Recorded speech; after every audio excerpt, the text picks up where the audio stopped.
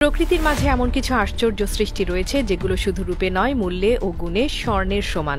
তেমনি একটি বিস্ময়কর উপহার হলো জাফরান বা লাল সোনা। এই মশলা পৃথিবীর সবচেয়ে দামি প্রাকৃতিক উপাদান, যার দাম প্রতি কিলোগ্রাম প্রায় ৫,০০০ মার্কিন ডলার, বাংলাদেশি মুদ্রায় প্রায় ৫.৫ লাখ টাকারও বেশি। কিন্তু কি এমন বিশেষত্ব রয়েছে এই ছোট্ট ফুলে যা তাকে স্বর্ণের মতো মূল্যবান করেছে? জাফরান আসে একটি অদ্ভুত সুন্দর ফুল ক্রোকাস স্যাটিভাস থেকে।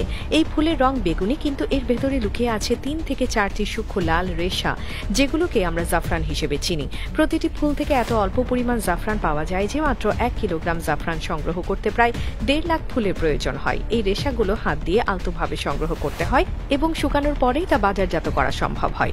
এই শ্রমসাধ্য প্রক্রিয়া এবং অতি ক্ষুদ্র ফলনের কারণেই জাফরানের মূল্য এত বেশি। ঐতিহাসিকভাবে জাফরানের উৎপত্তি ইরানে, তবে এখন স্পেন, ভারত, মরক্কো ও কাশ্মীর অঞ্চলেও এটি চাষ করা হয়। কাশ্মীরি জাফরান বিশেষভাবে বিখ্যাত এর উজ্জ্বল রং, সুগন্ধ ও স্বাদে। স্থানীয় কৃষকদের কাছে এটি শুধুমাত্র একটি ফসল নয়, বরং তাদের সংস্কৃতি ও অর্থনীতির অংশ।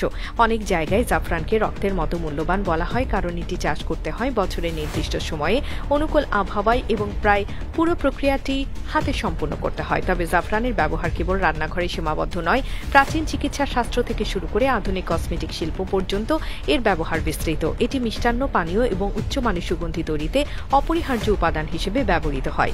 আয়ুর্বেদ ও ইউনানি চিকিৎসায় জাফরানকে শরীর ঠান্ডা রাখা, হজম শক্তি বৃদ্ধি এবং মানসিক প্রশান্তি আনার জন্য গুরুত্বপূর্ণ ভেষজ হিসেবে গণ্য করা হয়।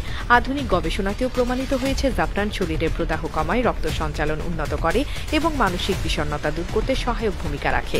অন্যদিকে জাফরানকে সৌন্দর্য চর্চার ক্ষেত্রেও প্রাকৃতিক এলিক্সির বলা হয়। ত্বকের উজ্জ্বলতা বাড়াতে, দাগ দূর করতে এবং ত্বককে কোমল রাখতে এটি ব্যবহৃত হয় প্রাচীনকাল থেকেই। বহু সংস্কৃতিতে নববধূদের ত্বক ও চুলের যত্নে জাফরান মেশানো দুধ ব্যবহার করার ঐতিহ্য রয়েছে।